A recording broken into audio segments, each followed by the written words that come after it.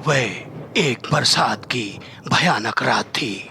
आसमान में बिजलियां चमक रही थीं, बादल गरज रहे थे और यहाँ इंस्पेक्टर त्रिलोक मिश्रा झाड़ियों में छिपे अपनी टीम के साथ किसी का इंतजार कर रहे थे। वो था डाकू भैरव। मुखबिर ने खबर दी थी कि डाकू भैरव आज आसपास के गांव में लूटपाट करेगा। तो इंस्पेक्टर मिश्रा उस रास्ते पर अपनी टीम के साथ छुपकर उसके आने का इंतजार कर रहे थे। जैसे ही वह उस मार्ग से गुजरने लगा, तब इंस्पेक्टर त्रिलोक मिश्रा ने कहा, साथियों तैयार रहो, बस थोड़ी देर में वह इस रास्ते से गुजरेगा। मैंने जो कहा था वैसा ही करना। मुझे डाकू भैरव को जिंदा पकड़ना है, बाकी सबको ढेर कर देना, कोई भी बचने ना पाए, क्योंकि इन लोगों ने काफी आतंक मचा रखा है। और जैसे ही डाकू भैरव अपने डाकुओं के साथ उस मार्ग को पार करने लगा, तुरंत ही जोरदार फायरिंग शुरू हो गई। भैरव सिंह संभल नहीं पाया और अंधाधुंध गोलियों में उसके साथी ढेर हो गए। भैरव सिंह भागने लगा, तभी इंस्पेक्टर त्रिलोक मिश्रा ने उछलकर उसे धर दबोचा, घोड़े से नीचे गिराकर उसकी गर्दन को अपनी भुजाओं में जकड़ लिया। भैरव सिंह छटपटाने लगा और कहने लगा, छोड़ दे मुझे, वरना तेरा अंजाम अच्छा नहीं होगा। इंस्पेक्टर त्रिलोक मिश्रा ने कहा, यह कानून का फंदा है, मैं तुझे फांसी के तख्ते पर ले जाकर ही छोड़ूंगा। तो दोस्तों, कौन था ये डाकू भैरव और कौन थे ये इंस्पेक्टर त्रिलोक मिश्रा? कहानी में बढ़ने से पहले अगर आपने हॉरर ब्लैकआउट चैनल को लाइक, शेयर या सब्सक्राइब नहीं किया है तो कर ले। हम अंधविश्वास को बढ़ावा नहीं देते, इन कहानियों को सिर्फ मनोरंजन के तौर पर सुने। और दोस्तों, मैं एक बात कहना चाहता हूँ कि आज की जो कहानी है काफ़ी हद तक सच के पैमाने पर खरी उतरती है, क्योंकि यह कहानी उन पूर्व इंस्पेक्टर और उनकी टीम की है जो देश के लिए शहीद हो चुके थे लड़ते लड़ते, लेकिन उसके बाद भी अपनी ड्यूटी निभा रहे थे।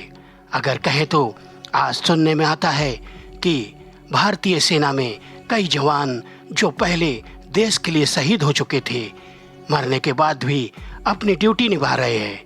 ऐसा मैं नहीं, कई पूर्व सैनिक इस बात को कह चुके हैं कि सीमा पे अक्सर उन्हें घूमते हुए देखा गया है। तो हम कैसे इन बातों को झूठा मान लें? जो हमें बताया जाता है, हमारे बुजुर्ग हमें बताते हैं, हम उन्हीं बातों को मानते हैं। और वैसे भी अच्छी आत्माएं मरने के बाद भी लोगों का भला ही करती हैं। तो बढ़ते हैं आज की कहानी की तरफ। आज की कहानी का नाम है 3rd डिग्री भूतिया रिमांड, थाना भूतिया। तो दोस्तों, कहानी है भारत के माधोपुर की। माधोपुर बहुत ही सुंदर गांव था। ऊंची ऊंची पर्वत श्रृंखलाएं जो घटाटोप जंगलों से घिरी हुई थीं, लेकिन इस पहाड़ों में एक डाकू का आतंक था। वह था भैरव सिंह। भैरव सिंह ने आसपास के गांव में इतनी लूटपाट की थी, इतनी अपराध किए थे कि सरकार ने उसके सर पर 10 लाख का इनाम घोषित कर दिया था, जिंदा या मुर्दा। कई इंस्पेक्टर उस गांव में गए, लेकिन भैरव सिंह को कोई भी पकड़ नहीं पाया। एक बार की बात है, सेंट्रल ने इंस्पेक्टर त्रिलोक मिश्रा को वहां जाने के लिए कहा कि आप वहां जाकर किसी भी तरह हो सके तो भैरव सिंह को पकड़कर ले आएं, क्योंकि उसके आतंक और उसके जो गुनाह है बहुत ही संगीन है। लूटपाट, बलात्कार और कई ऐसी घटनाएं जो बहुत ही शर्मनाक हैं। इंस्पेक्टर त्रिलोक मिश्रा ने कहा, सर आप मुझ पर भरोसा रखिए, अगर मैं मर भी गया तो भी मुझे चिंता नहीं, लेकिन मैं भैरव सिंह को फांसी के तख्ते पर पहुंचाकर ही दम लूंगा और उन गांव वालों को उसके भय से मुक्त कराऊंगा। और उनकी पोस्टिंग भैरव सिंह के पकड़ने के लिए इस थाने में हो गई। वह अपनी ड्यूटी कर रहे थे, आसपास उन्होंने मुखबिरों का जाल फैला रखा था।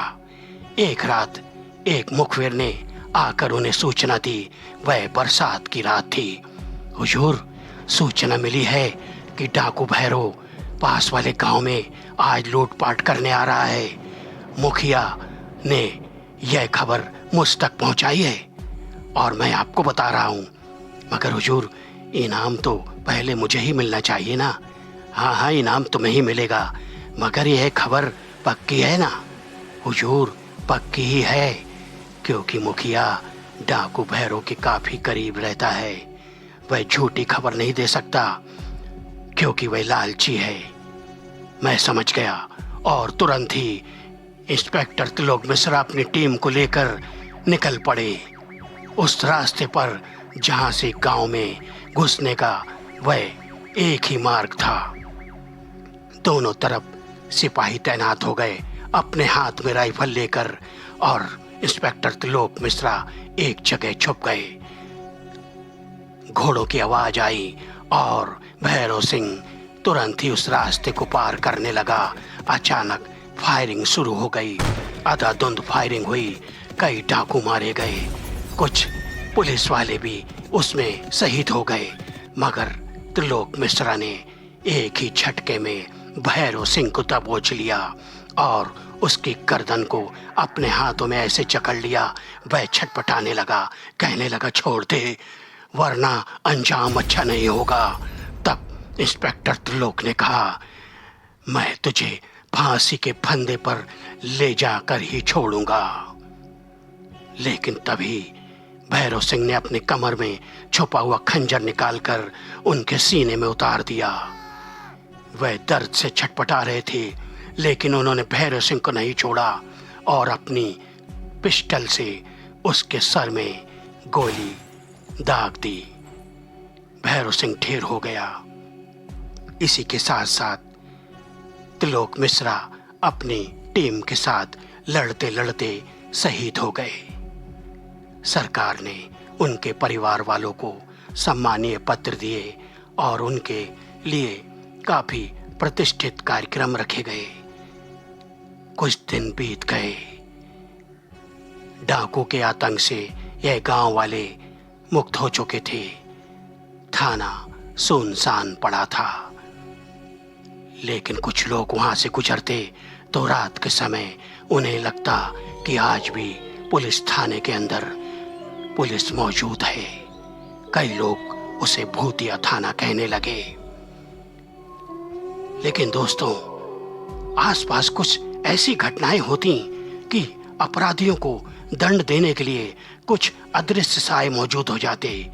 जो लोग देख लेते तो वह बताते, अरे वह तो इंस्पेक्टर त्रिलोक मिश्रा और उनकी टीम थी, लेकिन वो तो मर चुके हैं। बुजुर्ग कहते, वे शहीद हुए, मरे नहीं हैं और आज भी अपना फर्ज निभा रहे हैं। एक बार की बात है, कुछ मन चले युवक अपनी मनमानी करते हुए अपनी गाड़ी में सवार होकर हाथों में बियर की बोतलें लिए एक सड़क से गुजर रहे थे। सामने एक बाइक सवार को उन्होंने उड़ा दिया। बाइक सवार तड़पने लगा और ये लोग गाड़ी लेकर जाने लगे। इन्होंने ये नहीं सोचा कि उसे अस्पताल पहुंचा दें, लेकिन तभी अदृश्य सायों ने उनकी गाड़ी को घेर लिया। वे थे इंस्पेक्टर त्रिलोक मिश्रा और उनकी टीम। बाइक सवार को उठाकर किसी तरह उन्होंने गांव वालों के हवाले कर दिया और इन्हें ले जाकर भूतिया थाने में 3rd डिग्री दी और रिमांड लिया। ऐसा रिमांड जिसे लोग कहते हैं भूतिया रिमांड। तो कहते हैं ना दोस्तों, किसी हद तक हम इन बातों को झुटला नहीं सकते, क्योंकि ऐसी आत्माएं सदा सबका भला ही करती हैं। अगर आपको कहानी अच्छी लगी हो तो लाइक शेयर कमेंट करके अपनी राय देना। फिर मिलेंगे।